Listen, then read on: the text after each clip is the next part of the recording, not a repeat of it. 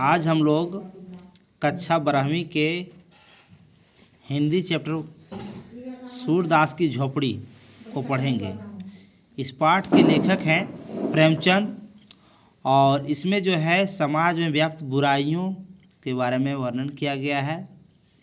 तो चलिए देखते हैं पहले पाठ परिचय। सूरदास की झोपड़ी जो है प्रेमचंद के उपन्यास रंगभूमि का ही एक अंश है। ये रंगभूमि जो उनका उपन्यास है उसी से लिया गया है और इसमें एक दृष्टिहीन व्यक्ति जिनका जो बेचारा लाचार थे, बेबस जीने को भी मजबूर थे, तो इसमें सूरदास के चरित्र इसके विपरीत मतलब दिखाया गया है। सूरदास अपनी जीवन परिस्थितियों से जितना दुखी व आहत है उससे ज़्यादा जो है आहत है समाज में उन पर जो बुरा दृष्टि करने वाले रखने वाले विचार के लोगों से, क्योंकि उन्हीं के गांव के थे कौन, भैरव और जगधर, जो हमेशा उनसे जो है उनको अपमानित करने की कोशिश करते थे और उनसे ईर्ष्या करते थे।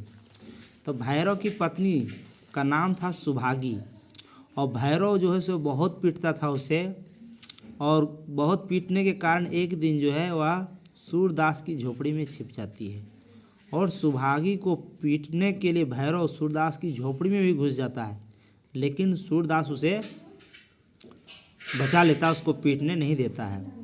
इस घटना के कारण पूरे मोहल्ले में सूरदास की बदनामी होती है कि जगधर और भैरव की पत्नी में जो है कोई ना कोई नाजायज संबंध है।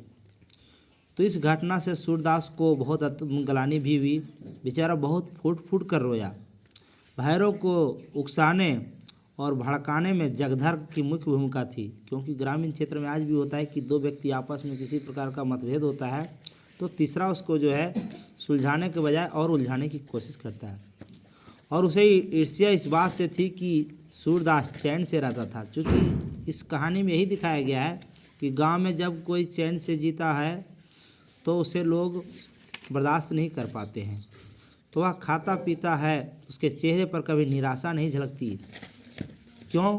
क्योंकि सूरदास संतुष्टि विचारधारा वाले थे, जबकि जगधर को खाने कमाने के लाले पड़े हुए हैं। क्योंकि कुछ लोग जो लालची होते हैं हमेशा उन्हें किसी न किसी प्रकार का समस्या होता है। तो भैरव की बहुरिया सुभागी पर भी जगधर नज़र रखता था, जो उसकी पत्नी थी।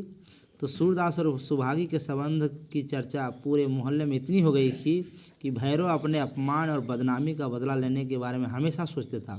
क्योंकि जो कोई नहीं भी प्रेरित होता है लोग उसको भी लड़ाने के लिए गांव क्षेत्र में प्रेरित करते हैं लोग।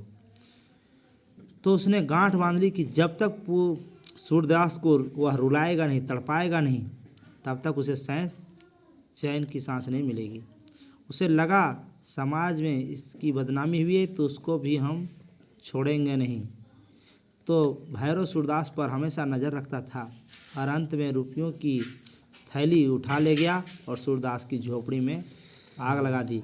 क्योंकि सूरदास बेचारा बहुत मेहनत से कुछ धन जमा किया था, एकत्रित किया था, ताकि आगे उसे काम आएगा।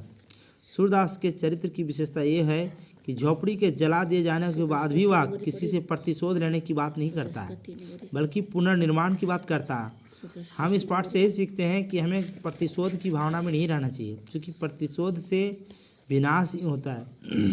इसीलिए वह मिठुआ के सवाल, जो कोई 100 लाख बार झोपड़ी को आग लगा दे तो भी उसका एक ही है कि मैं फिर से झोपड़ी बनाऊंगा। आगे वीडियो में इसका विस्तृत वर्णन किया जाएगा।